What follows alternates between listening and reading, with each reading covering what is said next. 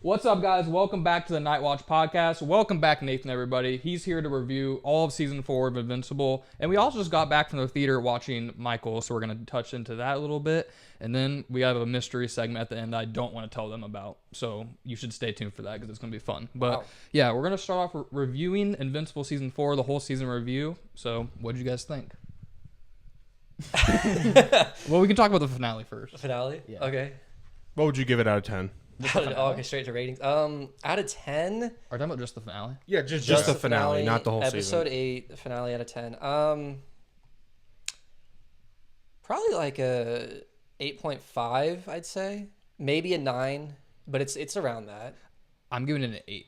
8. I think 8 was around where I was going to put it at. I saw a lot of people online not agreeing with that. I think it's just mostly because it's not like the same action-packed finale we're used to. I knew it was going to happen. We literally talked about this before, how like this episode's probably not going to be like that crazy. Yeah. What the happened. crazy action part was Like it actually was just an epilogue. Well, yeah, it was. I mean, the past 3 or 4 episodes have been nothing but action. So I mean, it's been so action-focused. we were kind of due for an episode that had like more like. I want to call it filler, but more like It was a good episode. Like I get people that say it's like underwhelming for a finale because it did feel like it was just kind of like a pretty good, like an average episode of Invincible, a pretty good episode of Invincible, not like nearly as good as the other finales that we've had. All the but other finales, I still thought it was good. There was a lot of good stuff in it. Like I wrote down tons of notes on it because there was a lot of like key points that they hit. So yeah, I agree. I'm happy that you guys, none of you hated it. I don't know. I don't hate it at all. I'm not someone who needs to see action every single minute. Like there's no need for that. Like at times you want to like take a step back and kind of look at your characters. And I get for finale, maybe not, but like I don't mind it. I mean, I think when you have just if you're expecting just pure action, then like you're not really looking deeper into the nuances of like characters and film. And we had plenty of that this season. Like, it was like 3 straight episodes of it. Episode 5, 6, 7 all had stuff. All had like a ton of action. So like I mean, it did like every single episode. Even the earlier episodes. I mean, you had the Flaxons and the like all the stuff at the beginning too, like the Sequids, like literally like the Hell episode. Every single episode had fighting in it, like other than this last one. So I don't think it hurt it at all. I will say like it might be the weakest finale. I think it is.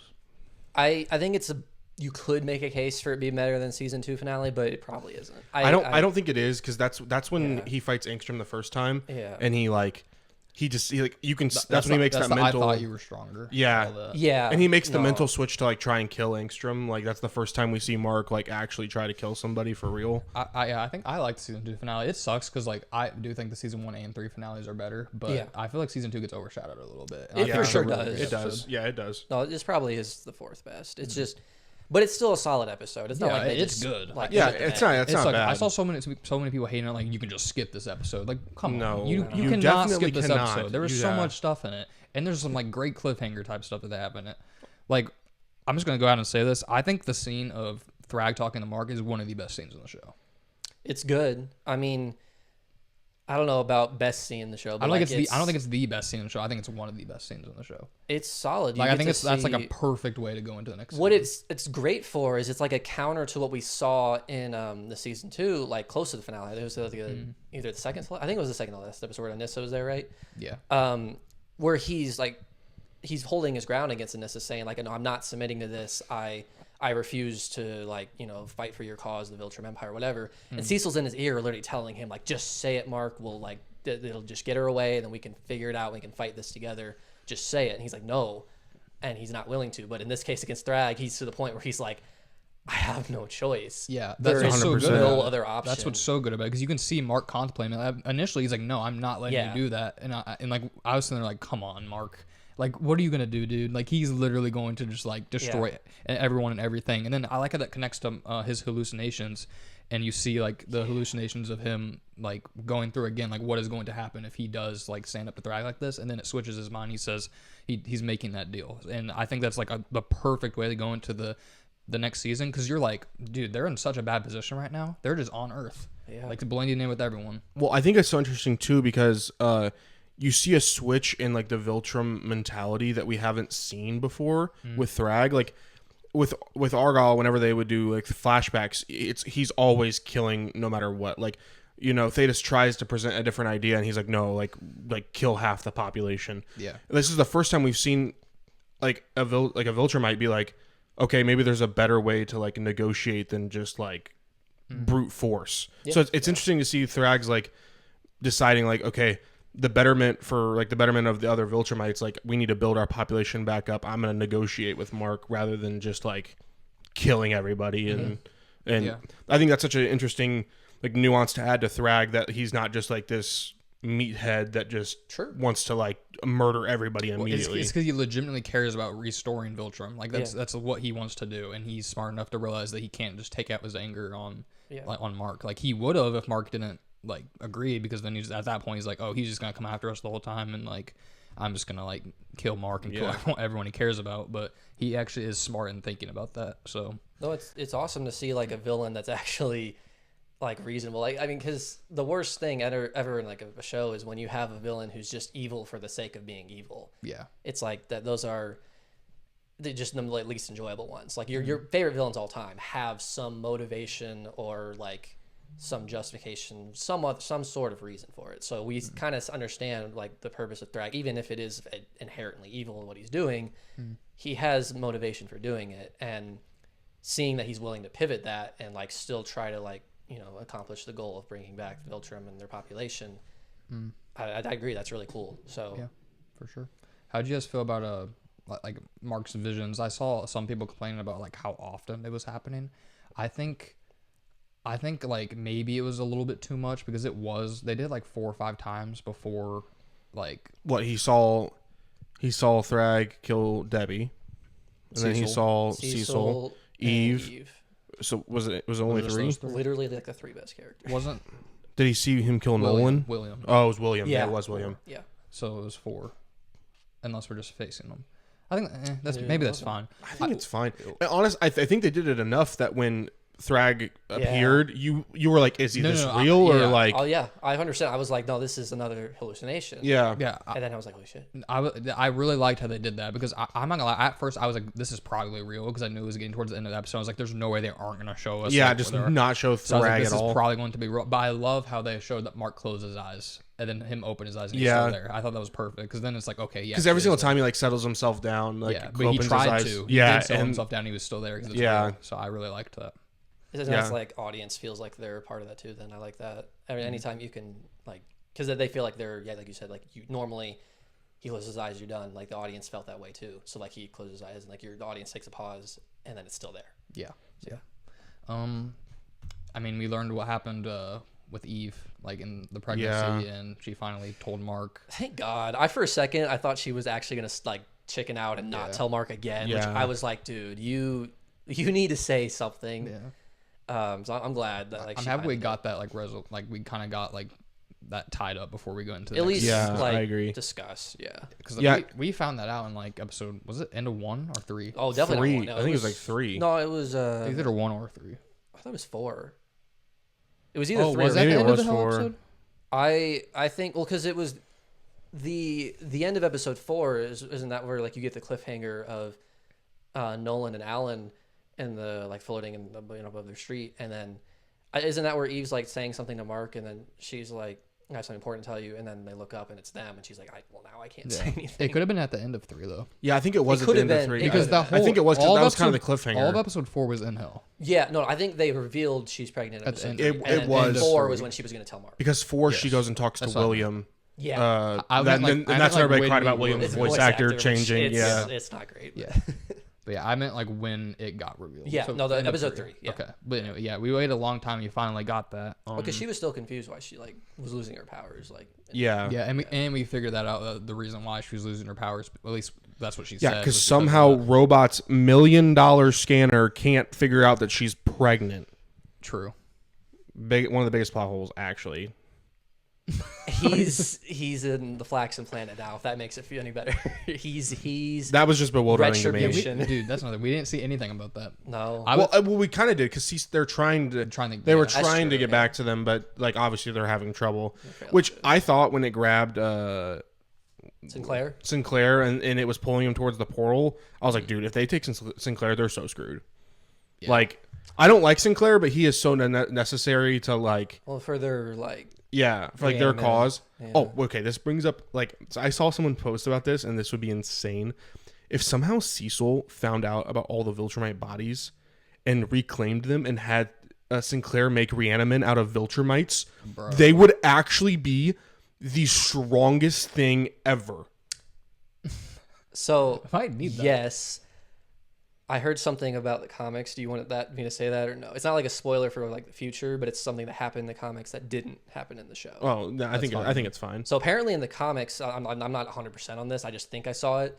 Because for the record, we don't read the comics. Yes. Oh, bro, and I'm done with all of you in the comment section saying read the comics. We are not reading the comics. We're Yeah. just not doing it. We want to watch the show and not know what's going to happen next. And if we make a prediction, we didn't read the comics.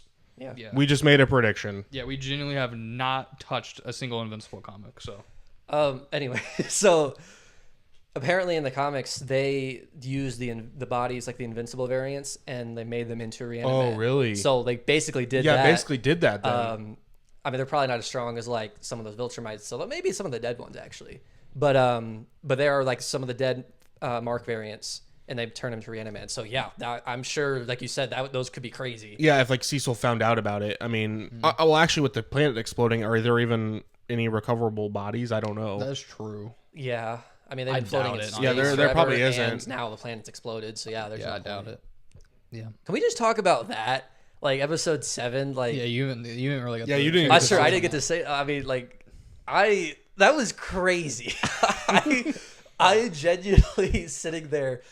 I didn't really see it happening until like Space Racer shot his laser, and then like I think it was a moment where I clicked for me what they were doing was when Mark was like getting them information and they were going straight to the planet. I was like, they're gonna shoot through the whole planet, and then they're doing it the whole time. I'm like, this is fucking sick. I was like, that's awesome.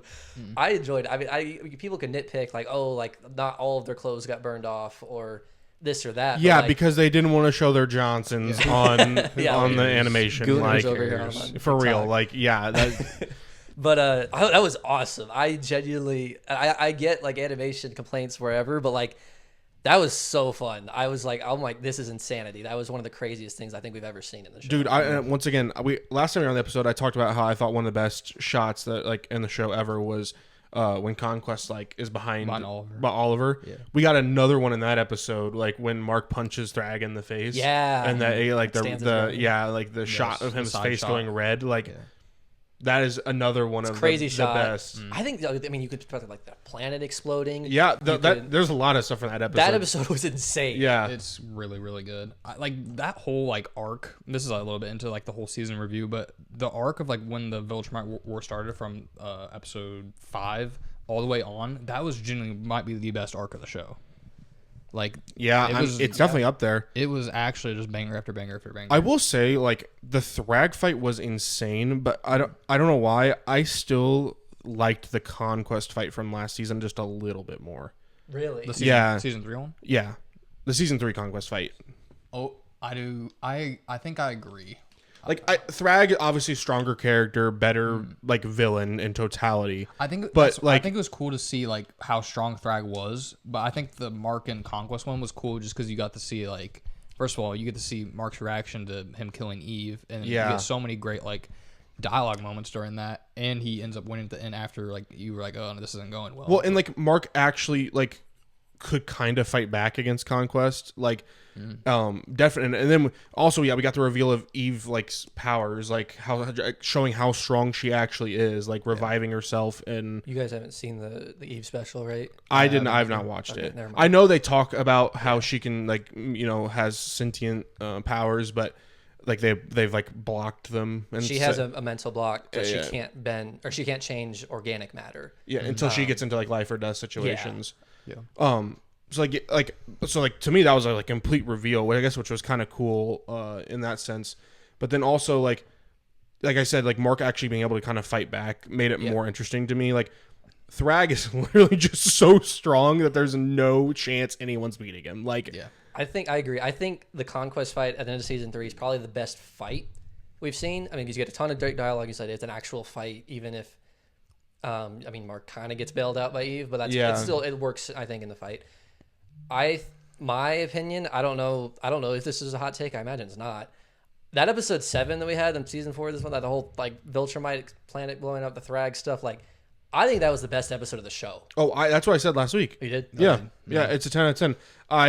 I think it is the best episode. I just think the fight, that specific fight was better. It was better. Yeah. Yes. I agree. just because like there's no contest. Yeah, Thrag's just too powerful, man. I mean, he literally, like we talked about last week, winded up air in his backswing of his uppercut, and then sick. just punches Nolan straight out of the planet and into bodies that are floating around. That was crazy. It's just actually like we talked about it so much. Like the majority of our Invincible segment was talking about how are they going to beat Thrag? Like how, bro? What do you think, dude? No, I genuinely, the only thing I can think of is if they get a really good shot with Space Racer's like laser. Yeah, that might still be able to defeat him because we've never seen anything be able to, like that goes through everything. I mean, they have that like the whatever like liquid from those bugs, right? Yeah, that makes him a little bit weaker. So maybe it's gonna take both of those. Like you gotta hit him with the like that chemical, and then you have to shoot him with the laser, and then he'll just die. I don't. There's not a single person in the entire universe, like no one that we've seen so far. Yeah, unless someone just got this crazy power boost. Yeah, or like we talked about like if Cecil maybe had some like we were talking about all about how Cecil's got to cook up. Like he's got to like maybe he has some hidden trick. But I have a question. How did Cecil not like get an alert that the Viltrumites like came to Earth? I think they set that up after they were already there. I think that's what happened. But he always had an alert set up for like Omni-Man. Yeah, he knew an Omni-Man. Oh, that's true. They didn't know when something was entering the atmosphere. Yeah. That's why I was confused. That's a good point. Maybe the Viltrumites have some sort of tech or something that's like more advanced. I don't know. That's like the only like I don't even know it's a plot hole because I could like explain that, but like that's the only thing I noticed from the finale. No, it's true. Yeah. He should have. How would he not? Traditionally, we've seen like him point out that Omni-Man's coming back, or like Alan when he showed up. They're like something is entering the atmosphere, and it's like all of the Viltrumites too. Like, they all came at once. Like we got a confirmed number that there's 37, which was good. Yeah, because we were always saying like it's like under 40 because that was 40 and some died, but 37 is the actual number. Yeah, but yeah, that's the only thing that I noticed. I was really kind of confused. So like, are all 37 are there on Earth? Right? Yes, okay. Yeah. Even they just only show like 5 or 6. Yes, yeah, all 37 are blending in. Okay. They showed Anissa. Who else did they show? Krieg. Lucan. Is it just those three? And Thrag, but he wasn't. Obviously, Thrag. Thrag obviously isn't getting down to the dirty work like they are. He's just. Where is he? I don't even know what he's doing. Like he was just. He's obviously not blending in because he came in with his whole suit on. Yeah. I wonder where he is. Well, he could like. He might. Yeah, he might have just done that to kind of aura farm on Mark. Like. Yeah. But, like, I mean, I don't know. It'd be cool to see him just rambling in the streets, right? Like, just as a human. What if we get like next season, like Mark or probably Mark, but like someone's fighting a hero and then just in the streets and then. They get like knocked back or something and then look and he just sees a Viltrumite. It's like, I mean, imagine it's Thrag, but like it's like probably gonna be like Krieg or Anissa or Lucan or someone like that. And he just makes eye contact and he's like, I can't do anything. Yeah. I can't do anything. And then he just I was gonna say I like think that is the coolest thing ever to go into season 5. Like just them on Earth and like Mark knows that. I wonder if he's gonna tell Cecil. I think he has to. And what Cecil's gonna do. But what's gonna happen? Yeah. Yeah, I don't know what Cecil would be able to. The only reason he may not tell Cecil is because he's afraid Cecil's gonna just try and go gun ho after, like trying to get them off the planet or something. But like, I would hope Cecil would be smarter than that. But like, probably. I mean, he obviously was willing to like. I don't think he would. He's got to realize that like. I mean, he tried to like take out Omni-Man. Yeah. For the longest time. Well, he's gonna like try to figure a way out. He's going to. I don't think he's gonna be like, oh, we have to just like now. Yeah, he's not. He's gonna like plan it. It might be something that he plans like the whole season. But like honestly, if that's the case and they're not really gonna be able to do anything about it, I wouldn't be surprised if season 5 is like the most actionless season. I mean, they're gonna find some way, but like, compared to for sure, they might not have any of like the Viltrumite like stuff going on. Yeah, so I think the Viltrumite stuff might be kind of put in the back burner, and we probably might get more like we're gonna get Rudy and Monster. Yeah, definitely, for sure. Like have to. I wouldn't be surprised if that's like in the first episode. It could be. You're probably gonna get like Volcanica coming back too. Yeah, at some point. They did leave that open. What about that one chick who had the lightning rod too? Yeah, also the T-Rex that Mark fought. The the dinosaur. Yeah, like there's been multiple characters that like nothing resolved. Thank God the Sequids are done. Yeah. Yeah, I was done with that. We're done with the Sequids. Yeah, I was done. Oh, also Powerplex. We didn't even see Powerplex in the season at all. I mean, I guess it's possible. I don't know if that's something they may or may not. That's true. Yeah, and there's also what the doctor's name that he's always Doc Seismic. Yeah, Doc Seismic. Like he's kind of a reoccurring character. So like I'm sure we'll get some sort of like some randomness will happen. Yeah. Yeah. The way I felt about what season 4 was going to be was how I think we are projecting season 5 to be. Yeah. Where it's going to be a step back in terms of the action and like the crazy overarching plot of the Viltrumite War. I think it's going to be so interesting, though. I think they set up a lot of cool stuff. Oh, for sure. I just think that... We didn't even talk about the last scene. Like the actual cliffhanger they left us off on. Like the post-credit scene.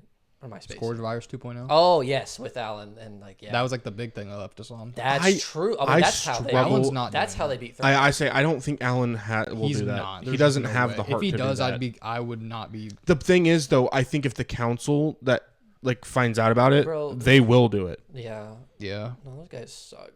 Yeah, like they 100%. If they find out that there's a virus that will kill all the Viltrumites, they're 100%. I was thinking though, like if there is a way they're going to kill Thrag, that would be it. But yeah, they're not gonna destroy Earth with that. That'd be crazy. Well, they're not gonna launch it on Earth. That's true. Like, what are they gonna do? They'd have to get Thrag away somewhere them out of Earth. Well, like I'm wondering how the virus works. Like, could they lure Thrag to a different planet and then use it? I think that's what I was saying. It has to be because, like, from what we see in the first version of it, at least. It seems like it's like this airborne disease. Yeah. So like I imagine you'd have to be in an atmosphere. You can't just launch it out of space. Yeah, in space, and it just goes throughout the whole galaxy and just kills everybody. There's probably life on every planet too. Like well, unless they find something. And it was interesting because they said one planet that Conquest died. Maybe. True. I mean, we don't know for sure if there is bugs there. They said that the virus wouldn't just kill Viltrumites; it would kill all life forms like them. So if they put it on Earth, that's the point. It probably kills all humans. Yeah, literally. Yeah, like all unless life. they found like a planet that has a certain species that they know wouldn't affect, but they'd have to guess that. Yeah, but the thing is, like, I mean, like, I'm sure if it was like on like Thraxa, it probably wouldn't affect Thraxans. They're like very different than. It could, yeah, it's possible. I mean, I don't know. Same time, they might have. We don't really know anything. System. Yeah, we don't really know anything about this. We don't really. Yeah, know we exactly don't. How it works. It's just supposed to target Viltrumite DNA. So he. That's all he said. He said it could kill life forms similar to Viltrumites. You should use it. Feels like they're setting up I feel like it definitely would, just because like. Obviously, like the DNA is close enough that like Thrag feels like Mark's like 100% Viltrumite, basically. Yeah. Because like he obviously doesn't view Oliver as like he considers him like a halfling, so like clearly the DNA is close enough that it like they're considered Viltrumites essentially. Yeah. I'm gonna go back to the finale real quick. Another thing they left open that's gonna be in season 5 is Nolan and Debbie are together going to see Oliver. Yeah. How do you guys feel about that? I feel like a lot of people are not going to be happy about that. I mean, I think it's interesting. It's interesting. It's going to give us some good Absolutely scenes. Interesting. In terms of like... But it seems like they're doing that because they're going for a thing that's like Debbie's going to forgive Nolan. And that's what I was hinting at when I was saying people aren't going to like it. Yeah. It depends what they do with it, though. If they make her... She should not get back together with him. Like they should. I don't think so either, but like... There's no reason, like no indication that Debbie has seen that she would do that yet. But like you said, it could. But like the fact that they're making them go just them two traveling to see Oliver, that they're going for something there. They're at least going to make her like in some way forgive him or like... Maybe not completely probably forgive him. Soften up to him, like open up a little bit. I don't think she's gonna like. She might not ever. I hope they don't go the full. reason for I hope they don't go the full distance of her getting back together with him because I don't think that's something like Debbie's character would do. Yeah, I agree. I'm also interested to see if they ever do any flashbacks to the 10 months that they were gone from Earth, like specifically with Eve or Debbie. Like because we didn't see even Paul. Well, yeah, we didn't. Paul. We didn't see Debbie and Paul like break up. Like Paul, dude. I know they were at least friends, I guess. But like, but yeah, like I'm curious if like maybe there'll be flashbacks to like what happened between the two of them, or like I said, Eve because she was by herself and clearly going through a lot. That's with the probably pregnancy. more likely because it feels like they're getting to the point where Paul's probably going to appear like damn near once a season. Yeah, like it's going to be when Debbie's at work or something. Or it might be a random like they run into each other, but I don't think it might be kind of like Eve's parents, like how they're just like sprinkled in like every. But like, they might flash back to Eve and like go back to some of what she went through, because that's hard what she went through. Oh yeah, so, I mean, I 100% think that. I mean, I would think it would be great for her to see like her character development like through that. Like, also I wanted to say I really liked Mark's reaction because some people could like make the point that like he shouldn't feel that bad because he was off doing something important. But I think it's one of two things. One, we've seen him like stray a little bit further away from this like moral, like really good person towards like being willing to kill someone.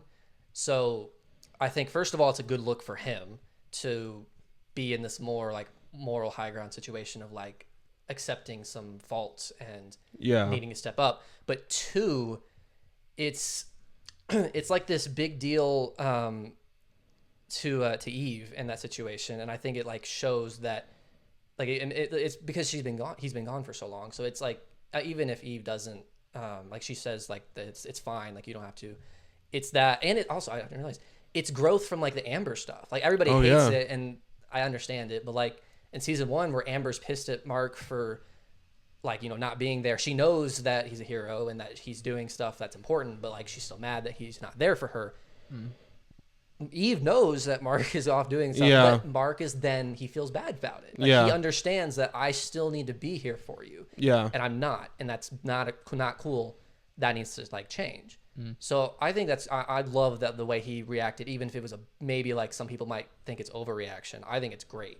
Yeah, no, I completely agree. I also think it reaffirms like that him and Eve are just like a better match because perfect. Yeah, because Eve is a superhero, so she understands that there's a higher responsibility when you're a superhero. So she's like, while he wasn't here for me, it wasn't like he was not intentionally not there for her. Like he was obviously doing something important. So like she's more understanding, whereas Amber like. She's not in that life. Yeah, she doesn't understand that. She can't understand that. Like because she's not a superhero. So the duality of that, like between the two perspectives of both of them, I think is like perfect. Yeah. Do you guys have any more points on the finale? For the finale, like because obviously if we're done with that, we can just go into the full season. We can do a recap. I mean, it sounds like we all think the finale is. The one other thing I was gonna say too is I think it's so interesting too that we're getting to see like. Debbie, like she has this moment where she's like, I have to be there for Oliver. Like, cause she's like, the conversation with Paul was good. Yeah, I thought it was Paul too. Was the reason that she made that decision. Yeah, sure. Once again confirming Paul is a great dude. Yeah, got friend zoned. Rip. Yeah, for sure. But yeah, that was good. Yeah, but I mean, they set that up though. The one thing that I don't mind is that they set that up that like in the past like season, Paul's like, I can't be in this world with like you guys are off doing all this crazy stuff and I'm just some random like normal guy. Yeah. So it's funny how that like kind of plays with the whole Amber Mark like to Eve stuff. Yeah. Exactly. Yeah, exactly. It's exactly that. Just it's for just adults like Debbie. So yeah. It's cool how Paul was able to like unlock that for her because Debbie feels mentally like she's not a part of that world. Yeah. But like because she doesn't have powers, but like she's not a superhero. But she's intrinsically she's involved. Yeah, I mean her two sons are superpowered. So like she'll never not be involved in some capacity. Yeah, exactly. Yeah, all that was really good. Should we start off with like our full season scores? Like, do you guys have a score for that? The whole season? Just what you'd give out of 10 for the whole season. We can also talk about where it ranks amongst other seasons if we want. I can give you that. I guess I'll start. I'm gonna give this season out of 10 a 9. Okay. In terms of where I rank it amongst other seasons, I have a comfortable first place and a comfortable last place. Being season 3 is still my favorite season. Season 2 is still my least favorite season. Okay. I think season 4, and season 1 are in a tier together, in the middle, like SAB kind of. Like S tier being tier like, 3, A tier being... or just like I think there's like a gap. Like I think season 3 is comfortably my favorite. Okay. The season 4 and 1 are in the middle and together. Like I could interchange them almost. Season 2 last. I think I'm going to say I lean season 4. Season 4 over 1. I'm gonna lean that. Okay. But you could convince me season 1. Okay. That's where I'm feeling. What about you guys? Do you want to say anything? You can go. Okay. I see. It's different because if you argue different like topics, I think.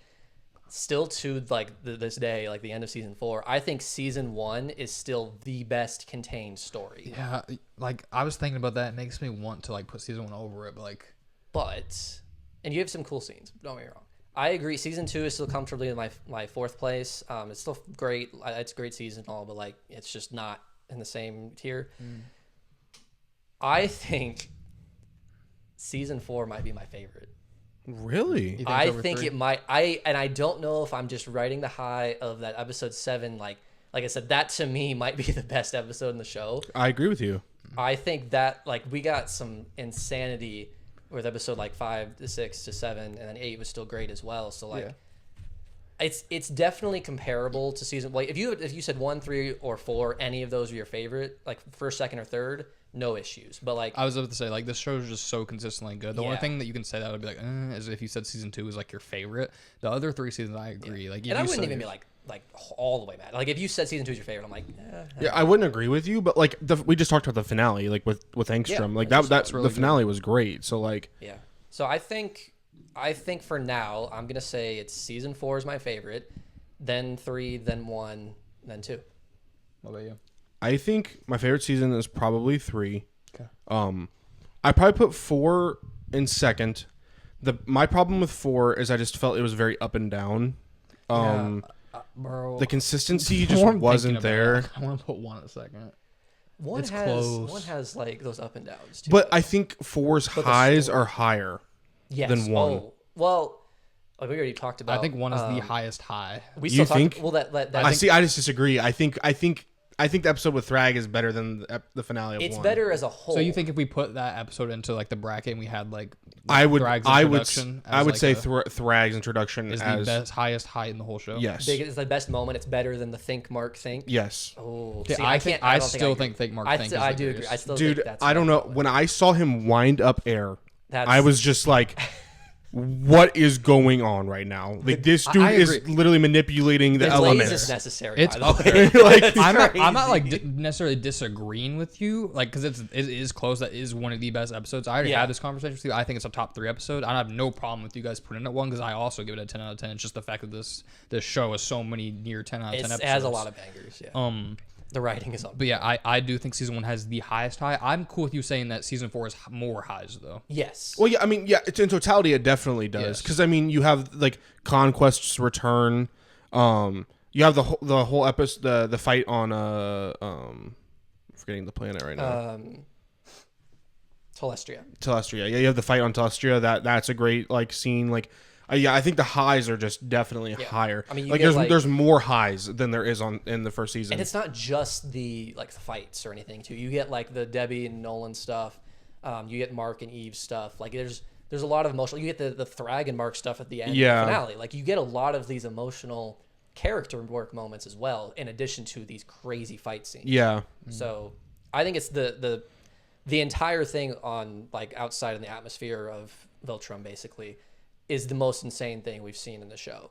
So I think that carries it for me probably a bit too much, but like I said, the season. We also had the whole episode of the backstory of Nolan. Yes, the Viltrumite like lore, what happened. I wanted to ask guys. We can do this in a minute. I wanted to ask guys what like your top 3 episodes of the season were. Of the season. Yeah. Mm-hmm. I can go first since I've thought about it. My favorite episode is episode 7. I think it's. I'm gonna leave it at 3rd. I think it's the 3rd best episode of the show. I do think I would put the season 1 and 3 finale over it. Oh, okay. I was gonna ask you that. But okay, that makes sense. My second place for the season would be episode 5. Yeah. The one that we were also like freaking out about. Yeah. Conquest Return. Mark kills Conquest. And then for the 3rd spot, I'm between 2. It's between episode 2 and episode 6. 6 in between. Okay. I think I'm gonna lean 2. I'm between because you can also say the finale. I was gonna say I agree with your top 2. That's episode 7 is the best. Episode 5 is the second best. Mm-hmm. I'd be between episode 2 and episode 8. Like I think the finale is solid. I think that's the top 5. I probably would lean 2, but that's where I'm going. But like it's I think the finale, if you put it there, that's fine. And then like you said, it's episode 6. I like 2. I think a bit more than that, and the finale a bit more. But because I think the fight on Telestria it's cool, but we don't really get to see anything too much. Like it's just kind of like some chaos for a second, and then they leave. I will say the one thing episode 6 does have going for it is that's when we get the cut back to like Thrag assuming power at the beginning of that episode, like after Argyle's death, and then they have he assumes power, and then there's like the you see like Thetis, I think I most remember about episode 6 is the Oliver and Nolan stuff. Yeah, and it switches to. There's that too. True, that is good stuff. Are you sure there's an episode 7? I was gonna say, is it episode 7? That might be the start of episode 7. Maybe it is. Flashback. Maybe I think it it is 7 because I think 6 just starts off with Oliver and Nolan, and then you flash to like stuff as the fight. At the Okay. end. and then it goes to the fight. And then Okay. it just ends. So I'm just mixing the that is episodes. I think it's the beginning of 7, which makes 7 even better. Yeah. but you do get the Oliver Nolan stuff, which is good and needed. But yeah, my ranking, I would agree. Like, it's easily 7, like not even close. Yeah. And then I'd go 5 for second, and then I would agree 2 is probably my third. Wow, we're pushing the barrier here. Do you guys agree that the top 5 though in no order is those 3 and then 6 and 8? Yeah, I mean, because you're leaving out Sequids, 1, 3, and 4. 3, and Sequids, Flaxen's, the Hell episode. Yeah. Yeah, those are the other 3. And if I was going to go ahead and rank all the episodes, I'm not going to order those top 5, but then I'd probably go 3, 1, 4, probably. Maybe 1, 3, 4. I was gonna say 1, 3, 4. As long as 4's last, that's 4 is last. I'm kind of a 4 hater. I do not like that episode. I get it. I don't think it's bad. It's just, it's not like it's the worst thing ever. Like some people are like, "Oh my god, this is the most filler and this is pointless and all this," and I'm like, "No, you get some interesting things." And Mark has a bit of character work. I get it's mostly removed from our actual like big story. But yeah. Well, I just feel like most of the character work you get from that is like at the end of the episode. Yeah, but I mean, because it's like it's basically when he kind of happens periodically because he talks with Damien Darkblood about stuff, and then I mean meeting like Satan basically, and then he like has some stuff every now. Does he talk to Art in that episode too? Yes, yeah, that's that. But you get like he gets some like stuff That's of. He goes back and takes his old suit back. Is that what you're talking about? Yeah, I'm saying that's good. Well, Art like talks to him about how. Are you talking about Art and Nolan? No. Art and Mark. Art and Mark is that episode. Yeah. Art and Nolan's 5. Mark, like where he's like, Mark is like giving him a suit. He's like, I can't, like, I just killed someone. Blah blah blah. This and then Art's like, you know who didn't do that? It was like your father. Well, isn't 4 is 4 when the cliffhanger too between when Eve's about to tell her? Yeah, that's the end of 4. Yeah, so 4 has like good stuff in it. 4 is the last shot. The problem is the first like 30 minutes of the episode. If you could take like some of the starts of the other 3 seasons and put it as the start, but outside of episode 2, and put it as the start of season 4, and then have the whole second half of season 4, it would be so good. Yeah, I agree. That's why I like season 3 more. I think season 3 it's just more consistent. Is a lot better. Yeah, I will say I don't remember if I said this before, but like the episode 4, some people are saying it's the worst episode in the show. I think it might be rated that way. It is. I don't think it is. It's like a 6. You don't think it is? I don't think it is. What do you think it is? I mean, it's bottom like probably 5, but like it's maybe bottom 3 even. But I probably agree. It's probably the worst of the season 4.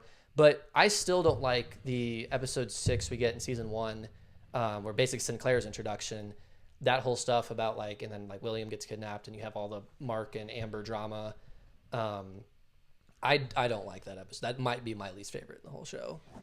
It's such a drag to like because like that's where they put the mystery of like Nolan's like how him killing the Guardians. Like they put that on pause, and there's no progress made in that, and that annoys me too, because that's, like I said, I think that storyline is the best in the show, at least handled so far, because we actually have like a beginning all the way to the conclusion of that contained story. So I would put that episode below episode 4 of season 4, the Hell episode.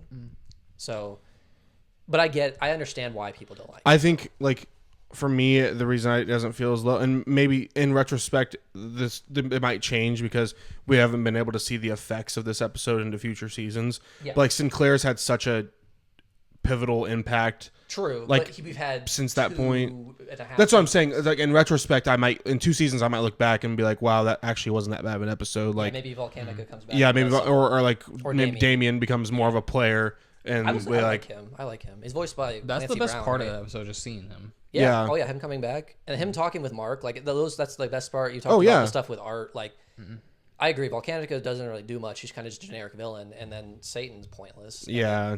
Even when he gets like the whole like the thing that Mark got for him, like the crown or whatever, and then he powers up, and it's like he didn't do anything. He still didn't do anything. She still like literally kills him like almost instantly. Yeah. That is annoying. I get that. So yeah. You guys didn't. I gave my score of the season. You guys didn't. Come on now. Well, we got started talking about other stuff. All right, calm down. I gave it a 9. You did a 9, yeah. What do you give season 3? Well, yeah, what do you give season 3? I guess 10. Okay. Whoa. Okay, I didn't realize you were like the whole thing, like you collectively. I would give season 3 a 10. Yeah. Does that mean like every episode is a 10, or do you mean like? I don't think I think it's unrealistic to assume That's every true. episode has to be a 10 for a whole season. Okay. there's no I'm thinking way. of kind of like an average. Okay. So I'm just like, I guess. Yeah. I give season 3 and 4 probably both then are a 9.5 for me, and then 1 would be. I might also be a 9.5. I don't know. It might be a 9. Season 2 is probably like an 8.5.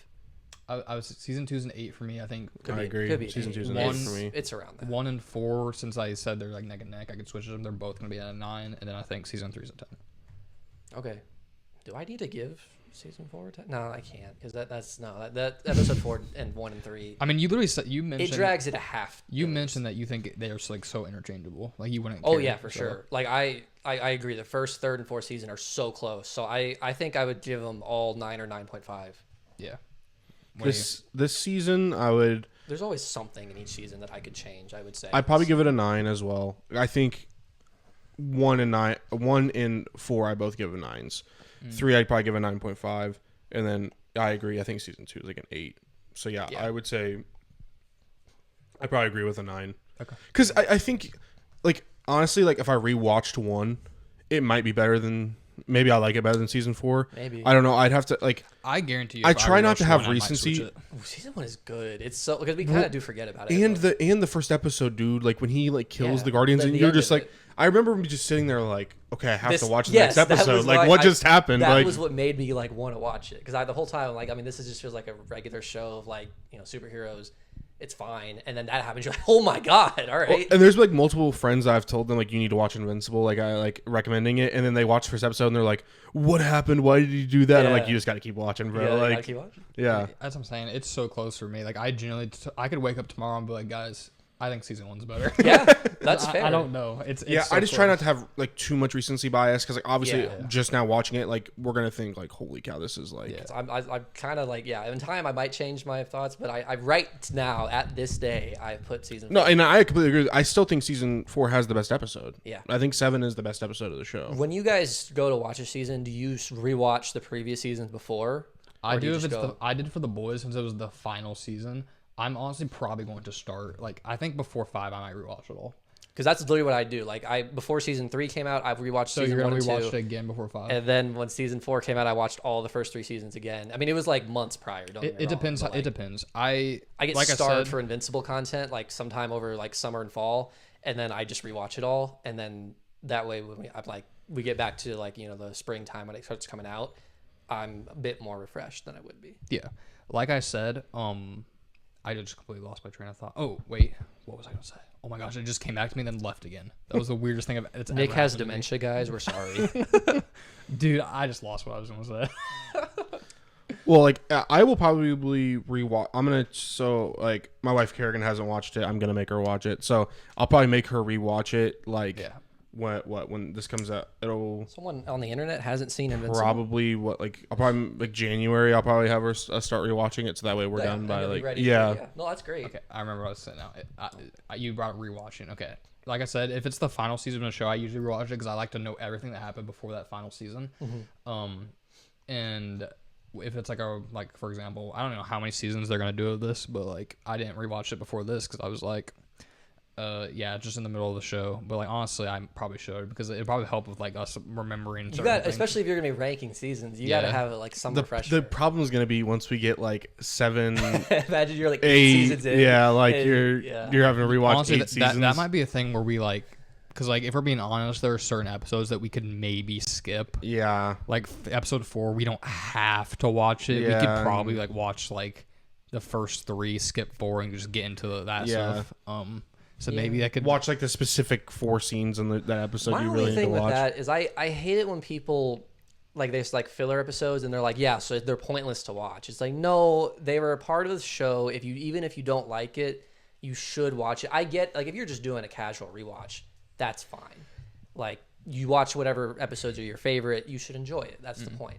But if you're actually like gonna like try to give this hardcore analysis of it, you should need to watch all of it. Yeah, well, and like it's not the same. It's not like a 1-to-1 comparison with like anime because anime like has full on like it has like One Piece, for example, Holy has like a billion episodes. There's So, a like website. How the hell are you supposed to rewatch all that? like and like there literally is episodes that have nothing to do with the main storyline. Oh, yeah. I mean, that's probably fair. Yeah. So like you don't need to watch it. Like, and I know Naruto's the same way. Like I have a buddy that watches it, and he's like, yeah, like if you just look up like a list of like what episodes, it's like those are the only ones that are like the main storyline. So like I don't think I agree. I don't think like a show like Invincible that has 8 episodes per season is comparable to like animes that have like thousands of episodes. Like there's just no way. Yeah, that's true.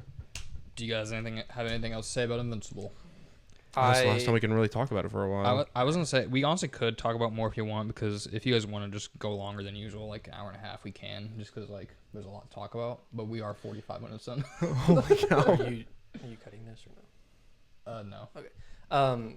I mean, the only thing I was just saying, I mean, if you want to get like a final thoughts, like it was a great season. I was a little like concerned on the first few episodes where I definitely thought it was going to be a step back. Outside of 2. What?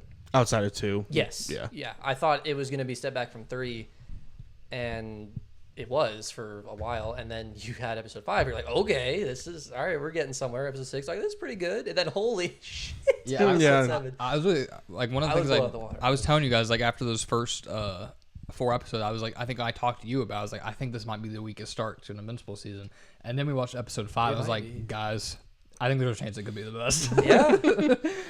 Yeah, and it got so close for me too. Like I know season 3 is like my favorite. I think if the finale, like it was a good episode. If the finale was like on, like as good of an episode as like I would even use as season like 1 and 3. season 2, like it was like we said, it was probably worse than season 2's finale. So if it's on that tier, you might use it as the leverage to put it over one of the first like. If it was on the tier of season 2, the season 2 finale, I think I'd comfortably have it over 1, but not yet over 3. It's still so hard for me for 3 because 3 season is 3 just finale so is also good like to me. a 10 out of 10. Like so. it's gonna be hard for season 3 to get beaten for me. And it's That's just true. it's so consistent throughout. Like that's probably. I'm trying to think of like an episode where I thought it was like 5. The dragon one. Yeah. Oh, yeah, it's true. Yeah, that's the weakest one. But there's only one of them though. I think. But what would you give? What would you give that out of 10? That episode? 7. Yeah, which is like 6.5, maybe 7. Yeah. Yeah, if you give it a 7, it's not that's a bad like episode. It's like 5. That's maybe a 7. But I'm giving 7 is probably higher than any other worst episode of any other season. I'm giving the episode 4 probably a 6.5, maybe a 7. Like The hell episode? Yeah. I would not. What would you give it? I would give it like a 5. Damn. It's fine. I think I'd give it a 6. I well, think a 6 and a 7 are much different. True. But like, I'm being serious. Like, wait, you said you give it a 7? 6.5, maybe a 7. Oh, okay, that is a little high. Well, you said 6. I mean, that's like. Well, the gap between points are bigger than what it seems. That's true. Because like for me, like an 8 is like great. I'll and then, like, I'll say like, a 6.5. I mean, I'm probably just trying to defend it. What would you give the Sinclair episode that you really don't like in episode 1? 6 or season 1? Probably a 6.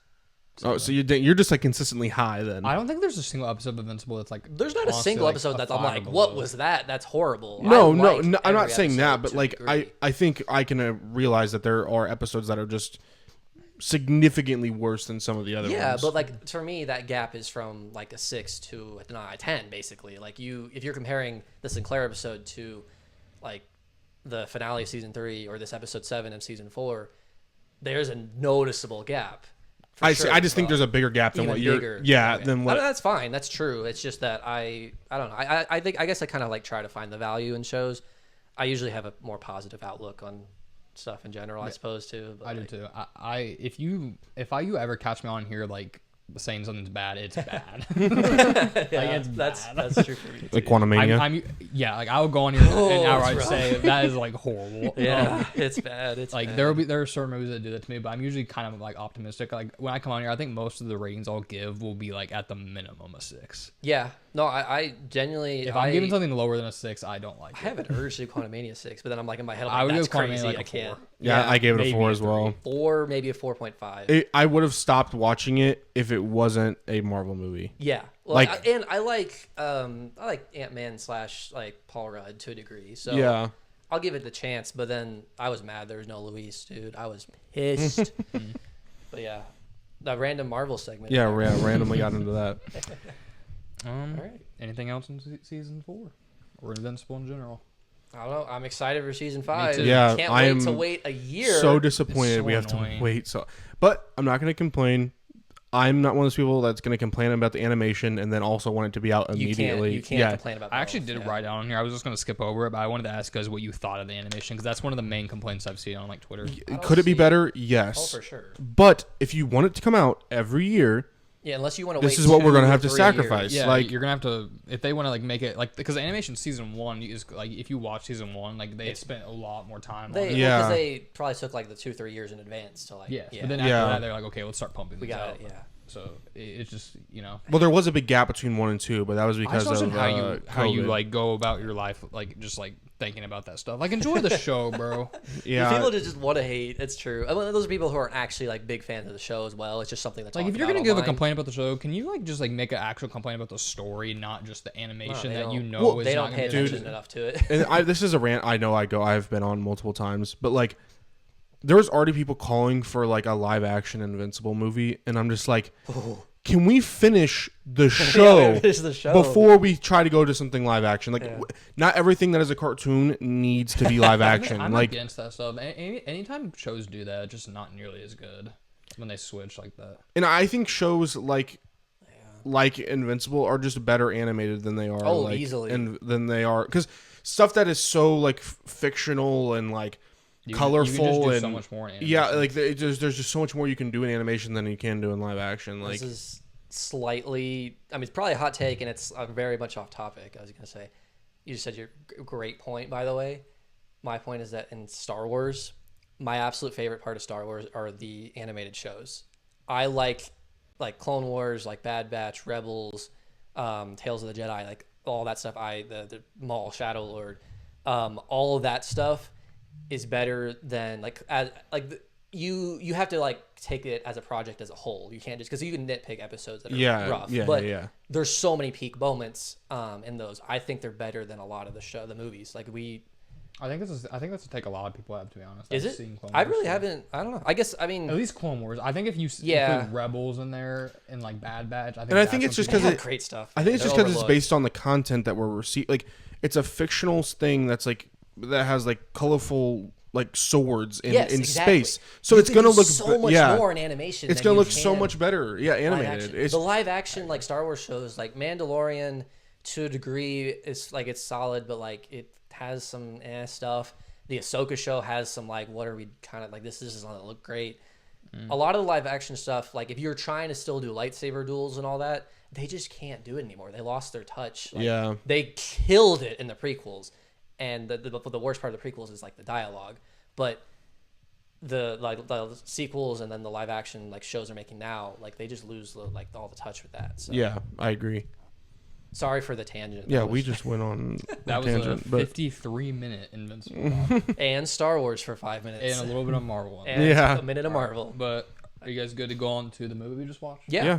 All right, let's go on to Michael. So now we're gonna talk about Michael. We just 2 hours ago got done seeing it. So what do you guys think? We'll start with giving a rating. This is no spoilers or spoilers? Yeah, we'll start off with no spoilers. No spoilers. Even though everyone knows what happens to him. Yeah, I mean, we're not. Oh my God, guys! Did you see he made Billie Jean? That's crazy. Sorry for the spoiler. Yeah, I'm not gonna. That is true. Okay, we will try and do no spoilers. I didn't even yeah. That way. That's funny. Okay. You guys go first. I don't even know what I'm gonna give it. Out of 10, right? Yeah. Okay. I liked it. I did too. I'm gonna say 8.5. I think that's what I'm gonna give it. That was the exact same score I was gonna give it. Yeah, I went back and I looked because since we started the podcast, I've started tracking every single movie that I watch on Letterboxd, and I was looking to see what I'd given other movies to compare it, just to see what I thought. Yeah. And this is so random, but I gave Zootopia an 8 out of 10. I was like, okay, it was definitely better than Zootopia. The first Zootopia? Yeah, because the second one. Oh, okay. I haven't seen the second one, so I can't talk. So I was like, okay, I need to bump it up because it's definitely better than that. Sometimes you gotta re-gauge your. But then I have Guardians of the Galaxy 3 as a 9, so I was like, was it as good as Guardians of the Galaxy 3? I actually probably agree with that, low key. That it's Guardians 3 probably is a 9, maybe a 9.5 for me. but it's definitely not as good. Yeah. So that's so that's how I landed on 8.5. I was just trying to figure out where I landed on my scale. Yeah, is it better than I'm gonna be so honest. I had so much fun during that movie, guys. Yeah. I could be convinced of a 9 just because I loved how much music they put in it. I'm giving it a 9. That's part fine. of me was like, dude, do I want to go to 9.5? But I'm like, I think I'm gonna stay at a 9. Well, for me, is that this is actually a spoiler, so maybe I shouldn't say it, but like, so I just won't say it for this. okay. I'll give a reason for it, but there's a reason why I hold it back slightly because it does what another movie did to me, and I'm like, I just can't. So it's hard to like, because I bet a lot of people in this are gonna like compare it to like what actually happened in a way. Yeah. And I'm not like that educated on the life of Michael Jackson. Yeah. So I can't really like have that kind of. I'm sure a lot of it was like fairly close. I will say one thing I noticed in the post credits was the producers. It had all of his siblings as producers, Michael's siblings. So I don't think they would have signed off on too much being They would want to be as close as possible. Yeah, exactly. Because like my original thought was, you know how Hollywood is. They will emphasize like, you know, blow up stories a little bit more than what they actually were. They omit. So I was curious, like, you know, are they like kind of more? Are they demonizing Michael's dad maybe a little bit like more than what he actually was like? But if all of his siblings were producers, I don't think they would paint their dad in that picture if it wasn't actually like that for them growing up. That's true. Like they might like to a degree, but yeah, you're right. They had to have at least been like, yeah, this is kind of what happened. Yeah. I was gonna say I thought this was true. I wanted to fact check it real quick. I don't know if you guys knew this, but Jafar Jackson, the person that played Michael, Yeah. he is Michael Jackson's nephew. Yeah. I know he's related. Yeah. Okay. I didn't know if you guys knew that. His dad and all of his brothers were executive producers for it. I just wanted to make sure you guys knew. Yeah. That. But I thought he killed it. I mean, he looks a lot like Dude, him. he does.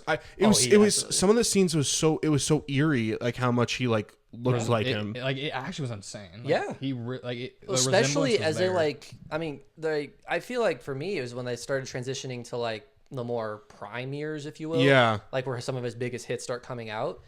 Like there's a lot of like it looks really good, and you like genuinely sit there for a second. I'm like, I wasn't even alive in the 80s or whatever. But like when he's practicing the choreography in the studio with like the gang members, and he has for Beat It. Yeah, that is literally like. It looks so much like him. Yeah. Like it was just crazy. And also I thought the same thing when he's in the hospital with his mom when they're having that conversation when he's in the bed. I thought he looked so much like it there too. It was just crazy to me like how much he looked like him. He does. I was about to say like this probably like comes from being in an IMAX theater, but like when they were doing like the concert stuff and like you just hear like all the sound. Yeah. I was like, dude, I feel like I'm just there. Oh dude. Yeah. And then like it changes as soon as you go like backstage with them. It's like it stops, and I was like, yeah, that's definitely being IMAX. It has to be that because it's crazy. Like the switch. Yeah. But like I said, I really enjoyed it. Like I was actually having like the time of my life watching it. It was so fun. Like I mean, there were some of the like songs coming up. So like, I feel like we should at least address this. Personally, my favorite Michael Jackson song all time. There's one that. Do you want to say spoilers or anything? We'll just go ahead. We're gonna warn you guys. It's spoilers. so hard not to. Yeah, because it's hard to talk about. Also, he lived. You can see his story. So spoiler of Michael Jackson's life. Yeah, like. All right, go But they don't show one of my favorite songs of his, which is "Man in the Mirror." I really like that song. But my favorite song, I think I would label it as my all-time favorite, is "Billie Jean." Same. I was gonna say that's always if I Yeah. Like, I'm like not the biggest music guy. But like it's Michael Jackson. I know like at least a handful of his songs, and Billie Jean was always the one I would. If you ask that question, I would say. Oh my god, amazing song. Like genuinely, They still played have that it on my twice, list. didn't they? I think so. I mean, Yeah, they showed it when he was, I think, in a part where he was music recording video. it, and then Yeah, also concert. when he, performed it. No, when he was performing it, I was like 100%. I'm lip syncing along with it, like I'm moving my feet, like I'm like. I was like actually like moving my yeah, I'm yeah, done the dude. whole time. He's absolutely right. One of the points he made, like he talking in the movie, is like they made it a very big point to like the producer and his dad were like, you need to keep still, like make eye contact with me, like stop doing all this craziness. I loved that. And then he just like he can't. That's what he does. Like he has to get and then involved he just is going and crazy make it on fun for the stage. audience. And and then he's just it's awesome. And I was like, that's great. Like mentality to have for your audience. You're trying to like get them involved and just enjoy the music. Its whole thing was like bringing people together. Yeah, that's awesome. Yeah. I also loved how much they showed like how much he cared about other people and like kids and stuff. Like he was trying to give back like as much as he possibly could. I loved in like the grocery store, like right after it might have been like a gas station, but right after he wrote the letter to his dad and like firing him, he went to that grocery store or whatever. I think it was a toy store. Yeah, it was a toy store. Yeah, it was a toy store. Yeah. And all those kids came up to him, and there was just like a big crowd around him. He was signing every single one. And I noticed too his bodyguard. I'm forgetting his name right now. Bill like was having kids like come closer to Michael. Like he wasn't like trying to keep them away. Yeah, because he's the GOAT. He was so cool. Yeah, like he understands who Michael is. He understands that Michael wants to do this. He was there his whole life. Like it showed when he was a kid, and then 10 years old. Like When he first came on screen, I'm not gonna lie, I thought it was Pete Davidson.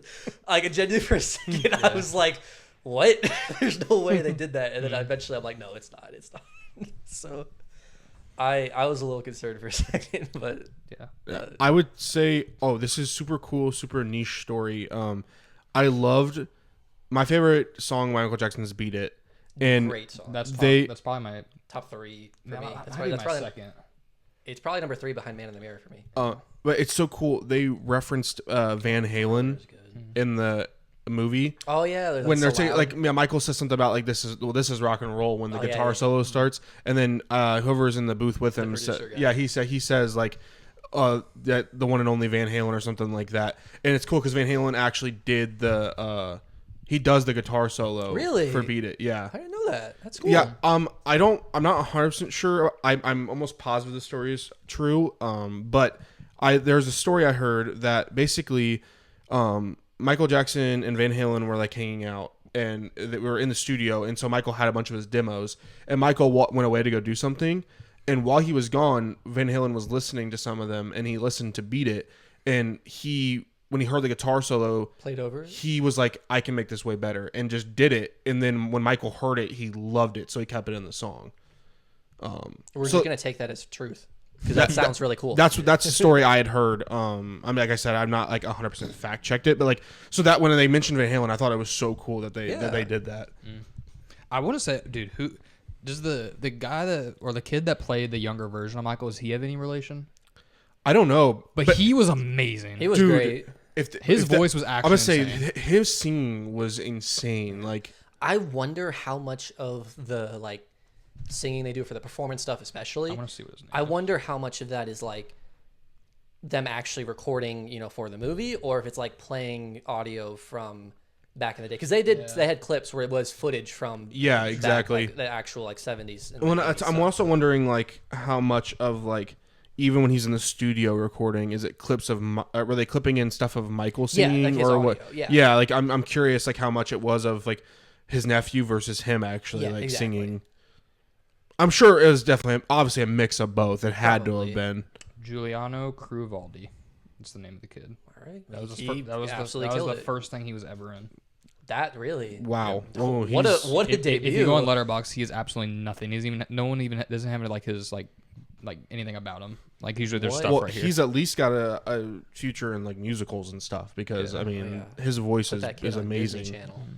Yeah, he was going off. No, that's a crazy debut. Absolutely, he has a great future. Hopefully, and had some super emotional scenes. Like dude, I was looking tearing up at sometimes. Dude, I know. Like the first time when Joseph spanks him. Yeah, like I hated that. Yeah, that it hurt. And then they cut to another scene where like he's making him pick which belt he's gonna get spanked with. Like it's just like, see, that's what I'm saying. Like, there's no way. Like, I'm thinking of this from like my perspective. If someone was making a movie that was gonna have like my dad in it, I would never want them to like demonize him kind of the way that they did in this. Maybe so he had to have been he had to have been like that when they were kids. Well, like maybe that's the point. Maybe they were like, this is real. Yeah, that's what I'm saying. Like it had to have been that actually that that's bad. That's a big part of it because they even showed that like he was like making fun of his nose and stuff. Yeah, exactly. And he gets that. That feels real. That feels like something like someone could say. The same thing. I mean, because people back in that time would like spank their kids or like the belt. So yeah, that was a big thing back then. Yeah. I mean. I don't think anything in it was like above and beyond of like this is cartoonishly evil. I think everything they showed was like it's very real, within reason of like possibility. So 100% all of it could be real. Like there was never a moment where I was like, "There's no way he did that." Yeah, no, I didn't like I said, I'm not the most educated on Michael Jackson's life or so we're how also it was. just taking this all as the Yeah, truth. that's what I'm saying. Like what I saw in the movie is like That's what happened. It's the At most least it's the what we most see. accurate thing that I have gotten of his story. I hope so, because that's what I'm gonna think. But it was crazy how much he like just did not care about. Like he just all he cared was the money. When he's in the hospital and he's like, That's "Is he ever gonna horrible. perform?" Like the That's first horrible. question he asked, I love how the "Is he ever doctor, gonna perform told him, again?" Like, what are you doing? It's like, his like manager. Like I know you were his manager, but like his manager's not saying that. His bodyguard isn't saying that. His family, like, you guys, like you got something messed up, and they obviously for a reason they did that. But even the doctor was like he didn't even want to do that to her. Like he never would have been put in that situation where he would have got his hair caught on fire. If he didn't agree. If he didn't agree to do the tour, being forced, and also like I'm once again not educated on Michael Jackson's life, but if him using the pain medication for his burn is what led to his eventual like drug abuse. His dad is directly responsible for his death. I thought about that immediately. That didn't click for me.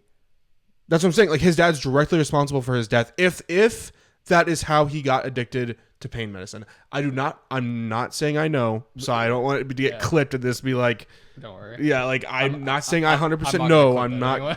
I'm not claiming to know. That, and I'm just gonna put it. Everyone can be like, "Oh, you're wrong." Yeah. I am not claiming to know 100%. Right. But like, me too. Yeah, if that is how he got addicted to pain medicine, which I think it has to be because the doctor hinted that like when he told the doctor like he didn't want to be on pain medication, and the doctor's like, I strongly suggest that you're going to be in a lot of pain. Mm-hmm. I think that's kind of what they were hinting. He's like at. shocked right now. Mine just blowed. That's what I'm saying. Like his dad is literally directly responsible for like almost everything bad that happened. Guys, 10 out of 10 movie. It was really good. Did you see the Elvis movie? Yes, I've seen that. What do you like more? This one. I do. I like Michael too. I know you in the car you mentioned this. So, I think I liked the Elvis one maybe a little bit more. I don't know. Now I'm thinking about it though. I think I do maybe like Michael more because there's way more music. That was one of my. I feel like Elvis sometimes I like his music more than Elvis too. Yeah, the one thing I liked about the Elvis one was just I feel like I didn't know as much about Elvis because he was a little bit earlier on and like obviously in time. So like I never really experienced Elvis. Whereas versus Michael, like when I was a kid, I knew who Michael Jackson was at least for a little bit of time, and I've heard a lot more of his music than I have Elvis's music. So like when I was watching Elvis, like I was literally learning so much because I knew nothing about his life or hadn't heard all the music that was played in the movie. So I was learning a lot more about Elvis during the movie than I learned about Michael. They just portray Michael like so much more likable than Elvis. Yeah, to me. That's also a big part. Well, I think that's kind of the point too. Elvis wasn't. Yeah. Elvis wasn't always a good guy. Yeah. Which I'm glad that they want to be realistic, but that's just part of like I enjoyed the Michael movie more. I guess we're in spoilers now, so the one reason that's keeping me back from like putting it too high, like I'm gonna stick with 8.5, maybe a 9 at best, is you don't get a conclusion. Yeah. They cut you off. They're like, I would agree. I agree. I think, but I also, I don't know. Maybe I would adjust the score if we get a part 2 where we get no like. way we don't. This movie's gonna make so much. Yeah. If we get a part 2, then I probably maybe I would put it at a 9. Like just because like, we're gonna get to see the second half of his life. Conclusion to it, and you want to see like some of those songs like "Man in the Mirror" or whatever. Yeah. Like, and you want to see some of those big moments in like the later part of his life. 100%. Yeah. I had the same reaction as when I left the theater after seeing Across the Spider-Verse. That was my reaction, was like afterwards, that's how it ends? Yeah. And I was like so confused. I was like, they just leave it as a cliffhanger. There's no conclusion. What the heck? And so that's why for me, I have Into the Spider-Verse ahead of Across the Spider-Verse, because we still don't have a conclusion. What if we get that? If we get that conclusion, it could change. It could change. But for now, I also think Into. So if we get the next part of this of Michael, do you think you might give it a higher score? Maybe. I might move it up to a 9. I think its ceiling is probably 9. Yeah, I think I'm between 8.5 and a 9. The more and more I think about it, I loved how much music we got. Like especially like it was so fun to be in that theater. Man. Yeah, and like you're so right. You're so right though. It felt like like a kid that was so annoying, guys. I'm so sorry. It felt like we were in like at a concert, dude. I would low-key want to go back and watch it in Dolby.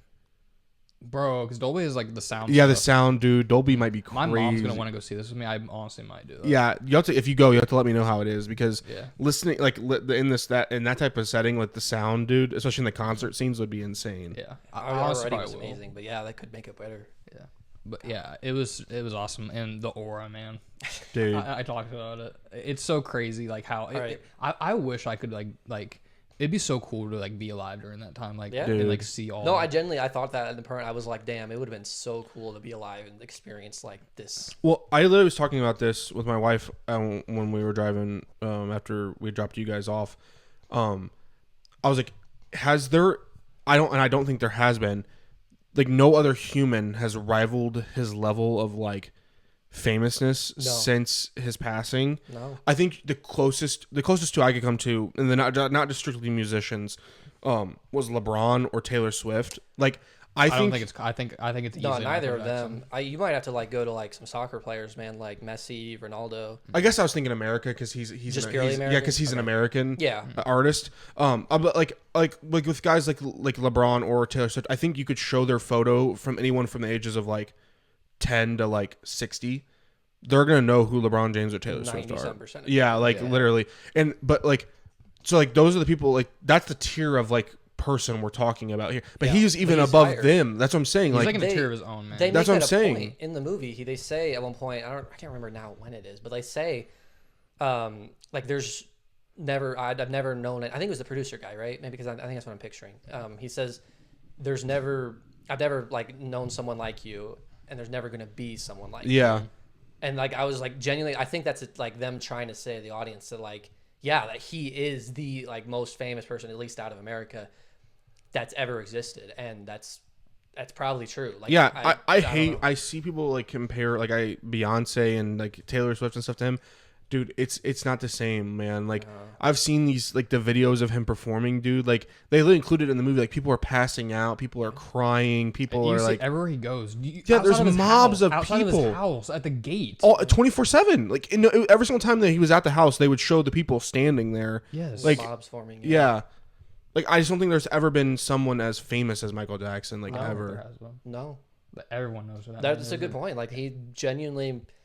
I mean, aside from like certain things that happen, like I mean, like you have people like the president, or like there's certain political figures that can kind of fit into that, or like we said, worldwide athletes. Could maybe have a discussion, but in terms of American superstar, essentially, he might be untouchable. They're genuinely. I was trying to think about it, like if there was ever been a musician who's ever been close. So you mentioned like Taylor Swift, Beyonce.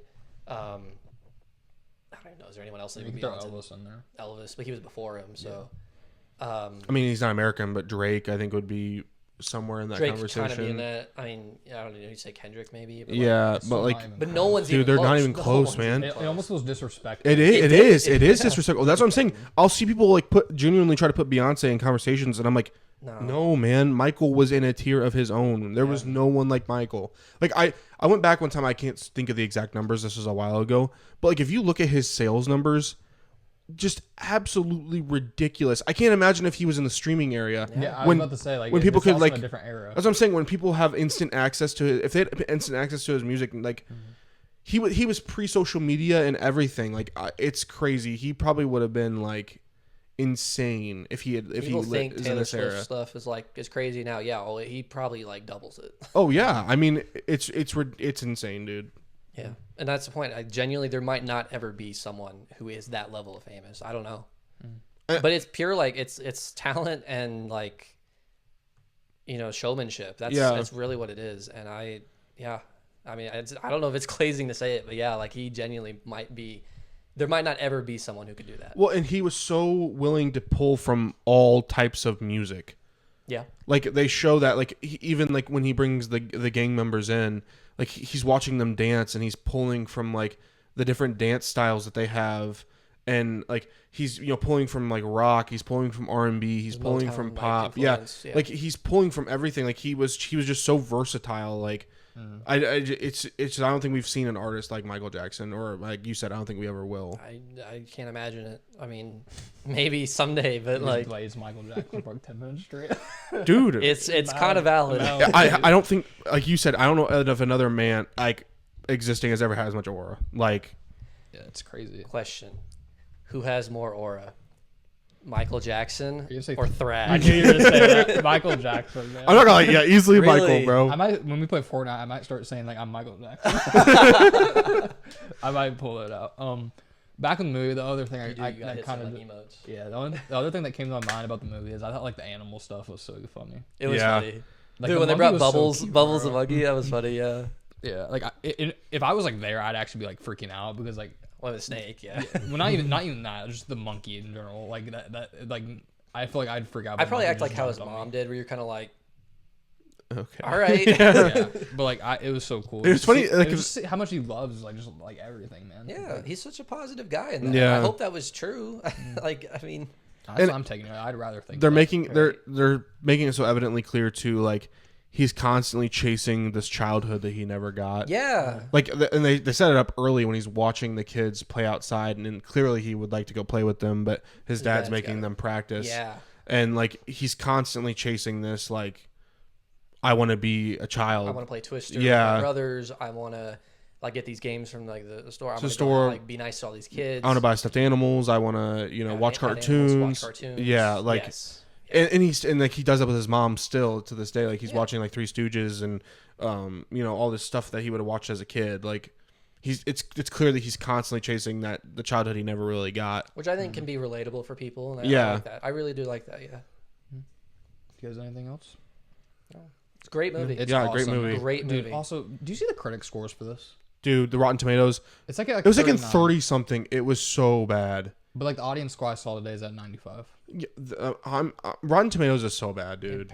Dude, what is that? Like 30 what? 39. 39. It's so bad, dude. They are so often wrong. Like, What do you like other than the part that Actually there's no haters, conclusion? What is wrong with it? I don't understand. It's not like when we talked about Super Mario Galaxy, I can understand. Like there's a lot of story elements that are lacking and it's very much made for kids and whatever. But like you can even use the story argument because it's someone's life. yeah, it's his life. I was gonna say, like, what did you want to be different? Like, I don't. Yeah, like, exactly. I get it if you have it as low as maybe like a 6, but anything below that, like, what did you expect? And it wasn't lacking in like production, like, or sound quality, or like anything like that, or like emotional, like, appeal, like yeah. I'm saying like I think also like another underrated part of this is I think like the costume design, like. He was putting some stuff. He was whipping, bro. And they were, and like not even just him too, like his brothers, like and stuff, like just seeing like all the like the 80s like attire and stuff was like so cool, like how like that was, and like it's cool too to like see his outfits he wore and like literally remembering seeing clips of those concerts like the red before, jacket, like, yeah. For Thriller, especially, oh my god! And like the one where he has the black bedazzled jacket with the white glove, those are like iconic. Like that's the I like. Yeah, and the one jacket that has like all the little like metal hoops on it, like those are like I can vividly remember seeing clips of those concerts. Yeah. So it's like so cool to see that like within the story. Screw the critics, man. Yeah, Rotten they don't know what they're talking hating. about. Are we It's serious? fun. Literally, even if you like aren't even like you don't know anything about Michael Jackson, if you like don't like similar to us or you're not big into music, you should literally go see it. It's an awesome experience. It's fun. It's really fun. Like, and it's not just fun. Like, you enjoy the movie. Like, genuinely, there's some real story and like I don't know, stuff to like grab onto, like, and actually like digest. Like, it's not just this kid's movie of like, oh well, that was kind of fun. Like, no, it's actually really solid. And you really get to see this guy that like is has an overbearing father that literally beats him, and also like comes into this man that literally is like on top of the world. Everyone loves him, and how he's trying to like handle that. Like, clearly that is like, there's no way that's easy, balancing like your family life and then also just like how many fans, like, I mean, he steps out in the street and people are mobbing him. Like, it's insane to watch. Like, I think there's like elements of the story that like everyone could pull from into their own personal life. There's a lot that's relatable for sure. Like you can 100%, like any scene like in the movie, you can find a moment where you're like,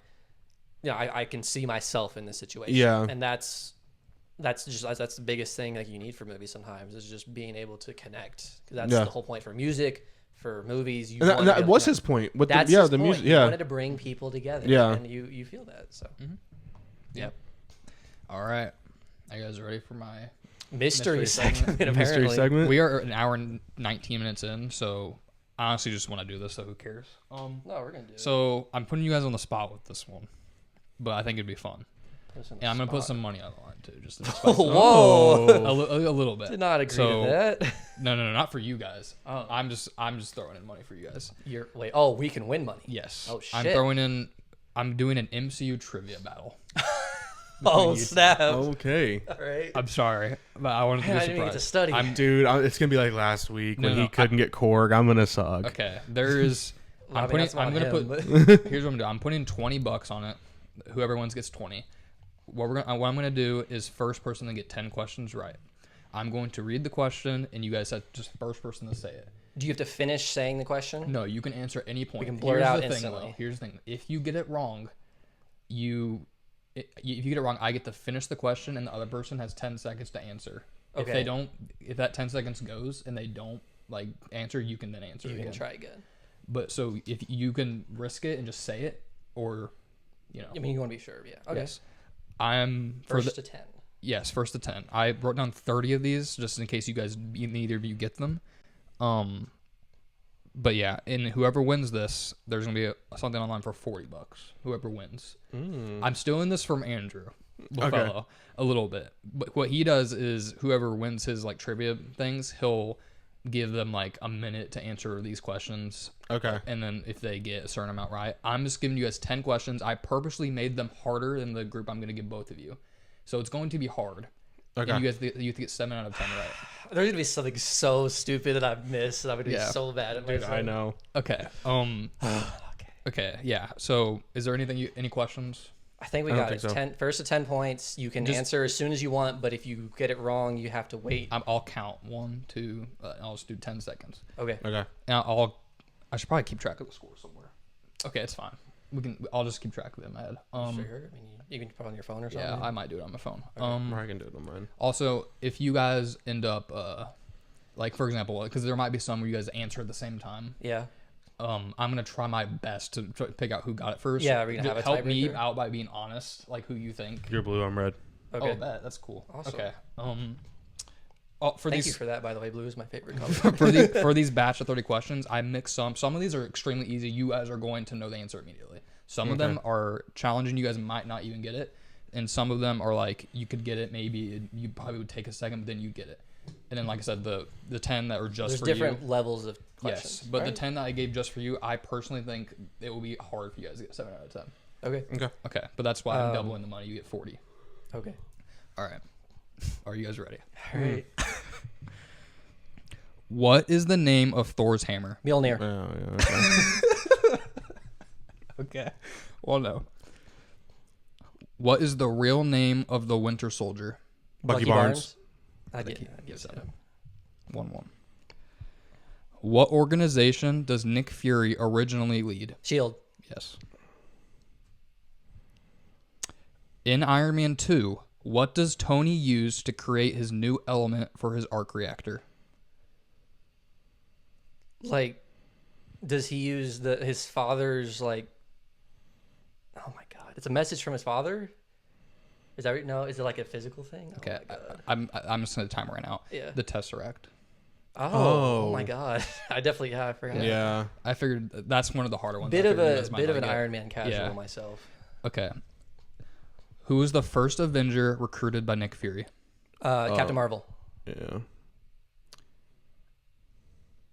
I mean, technically, I'm thinking the original 6. Black Widow.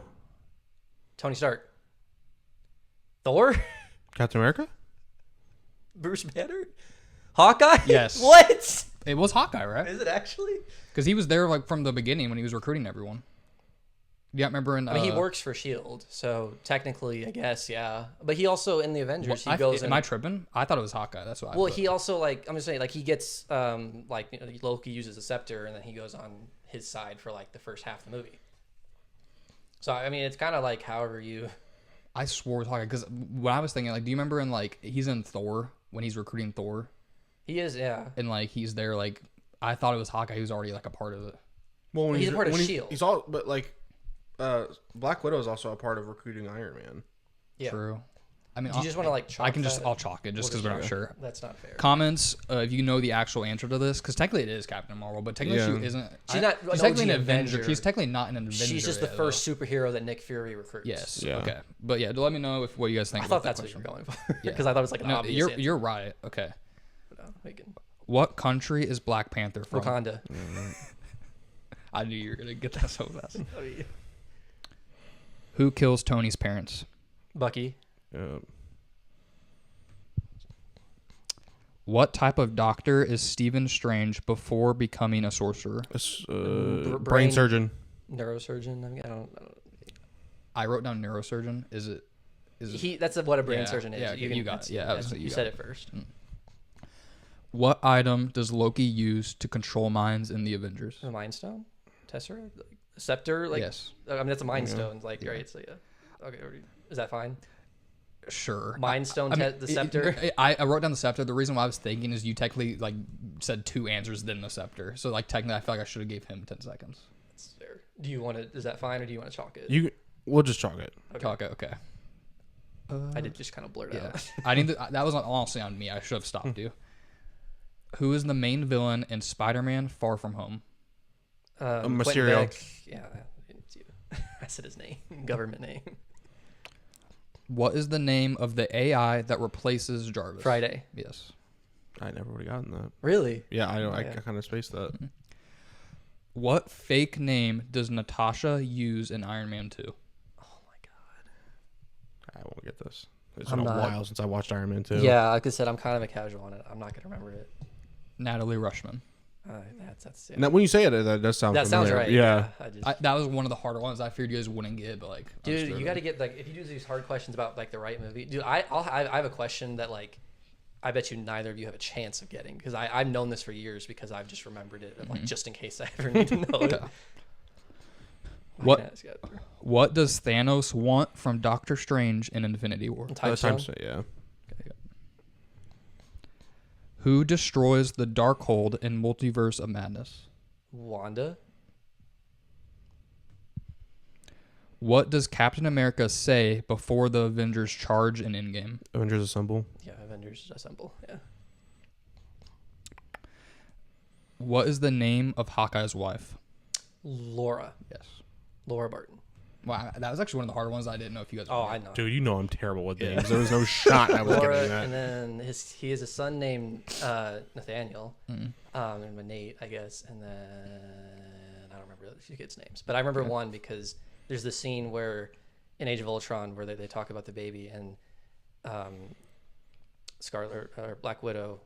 Natasha like asks her like, so how's like little Natasha, and she's like, well, she's a Nathaniel, and then I get called a traitor. So okay.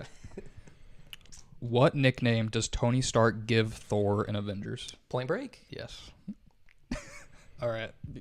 Is that game point? Yeah. Here we go, Noah. Lock in. What is the name of the city where the final battle in Age of Ultron takes place?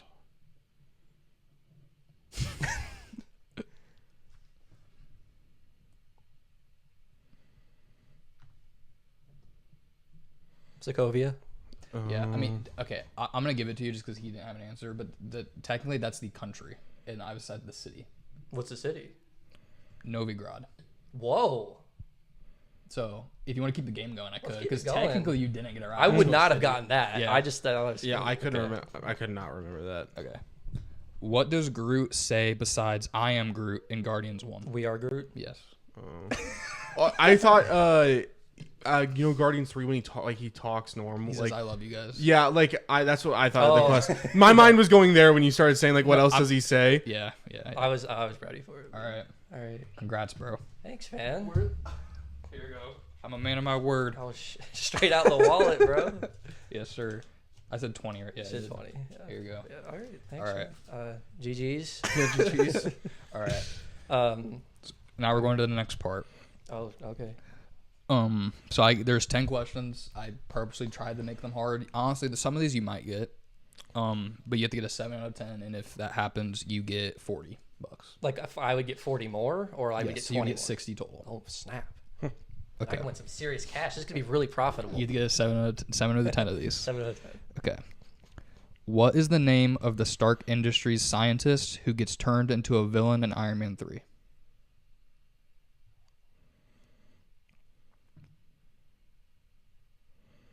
Iron Man 3. I mean, he's not a scientist. I was gonna say, oh my god, I can't even remember. Just throw it out there.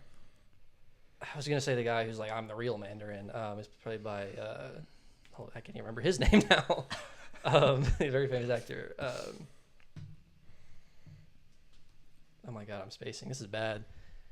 This is a hard one. I probably won't get it because it's not this guy. By the way you're asking, it's not this guy, so I don't know. Brad Pitt is the actor, like the guy who's. But his character's the only person I'm thinking of. So. Okay. Yeah, you ran out of time anyway. Yeah. Aldrich Killian. That is him. You just couldn't think of the I name? didn't think it was Dave. Okay. Damn. 0 for 1. Tragic.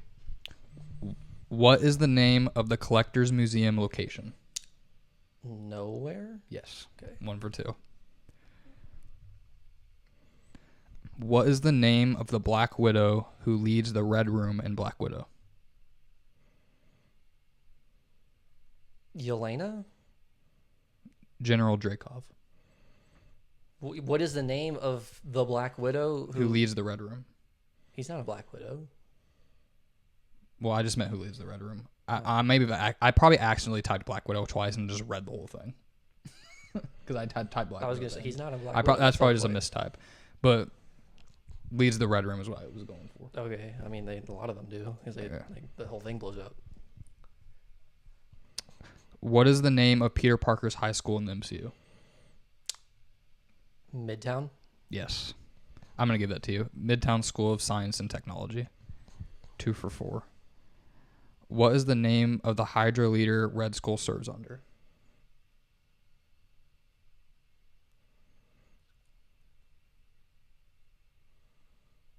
I'm trying to think of who's above him. Self-proclaimed huge Captain America fan here. So all right. Do you know this? No. Well, I don't play. Who's above Red Skull? He's like the whole. I mean, there's the doctor he works with, but he's definitely not above him. I don't know. I mean, who's the Hitler. Oh. Man, I feel like that's what you could have got. He's not in the movie though. It's not like, all right. Honestly, okay, I'm gonna be honest. I'm gonna take out the General Dreykov one just because I kind of feel bad, just because you didn't know what I was going for. It was a little bit weird wording.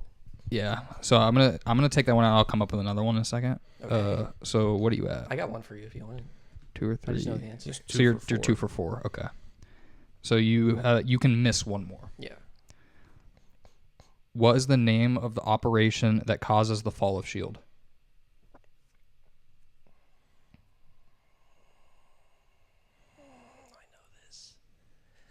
Oh, I know this. Oh, this is in Winter Soldier. Oh my god. Insight, Project Insight. I have Hydra Uprising. What? Hold, say the question again. What is the name of the operation that causes the fall of S.H.I.E.L.D.?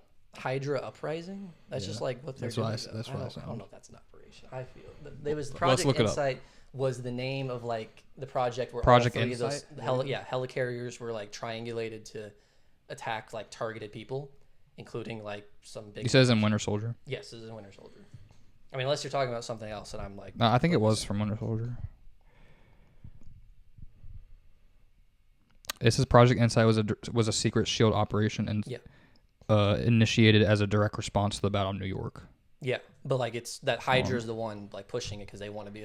Obviously they're infested S.H.I.E.L.D. and like they're controlling. That's where Alexander Pierce and like a lot of these other like Hydra goons in the movie, like they are trying to like get this project pushed along to attack. See, when I look up Hydra Uprising, it says the Hydra Uprising, also known as the Fall of S.H.I.E.L.D., was a major conflict that arose when Steve Rogers revealed Hydra's existence within S.H.I.E.L.D. So that's what I don't think they ever refer to it as Hydra Uprising in the movie, at least. I would call it Project Insight. Was like, what do you think? Should I scrap this one? Yeah, maybe just give it a new one. Okay. I'll have to come up with a lot of like questionable stuff happening. 2 for 4. What is the name of the alien race Ronin belongs to? Oh my god, this is bad. I might know this one. This is not that difficult. I can't remember it.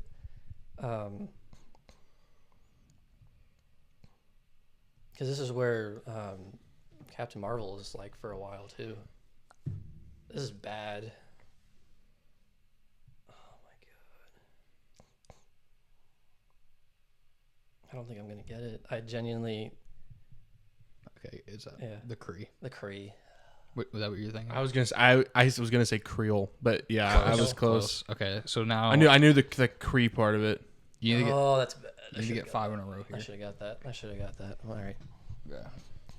I was a little confused when I was a little bit confused when I did this one because I was like getting help for questions. I'm pretty sure this is correct.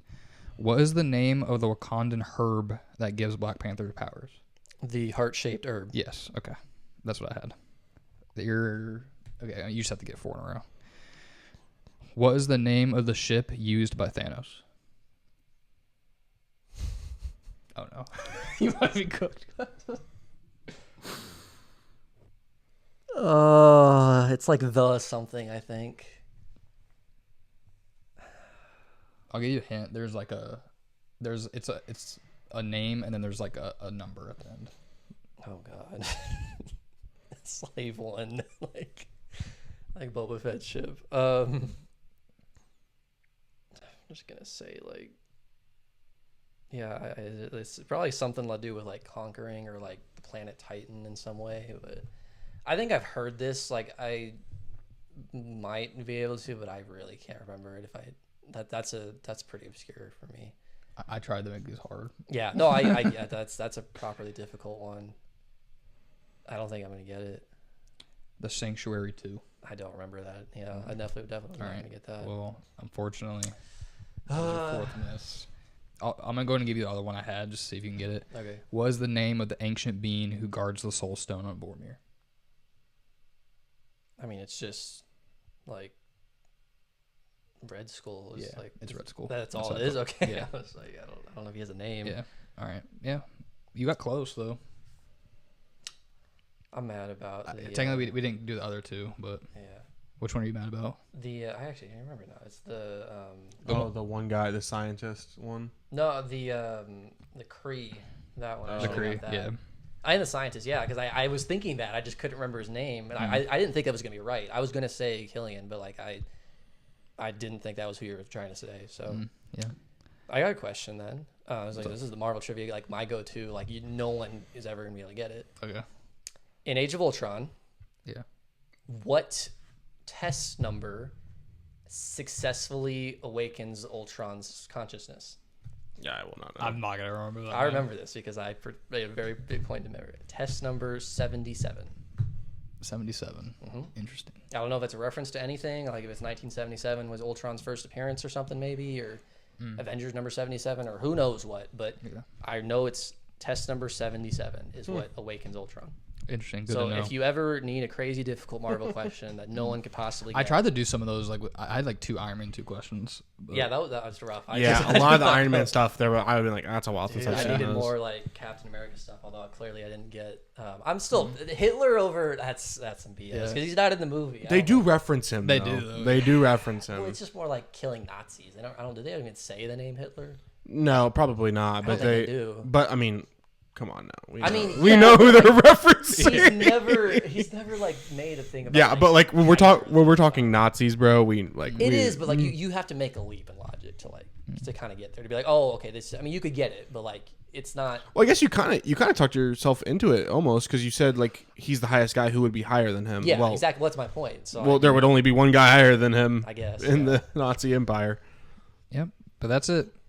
I cooked it up last night, and it took me a while to get all those questions. Those are good questions. Other than some of the occasional. That was. I needed for those hard ones. I was trying to like find some stuff online that would like give me like hard questions. So honestly, that wasn't even me. It was just blame the website. But hey, I was still profited. I appreciate that. Yeah. Sorry to steal your money. No, it's okay. I wanted to make it like a prize. Yeah, no, a little bit more fun. It's always good competition. So yeah.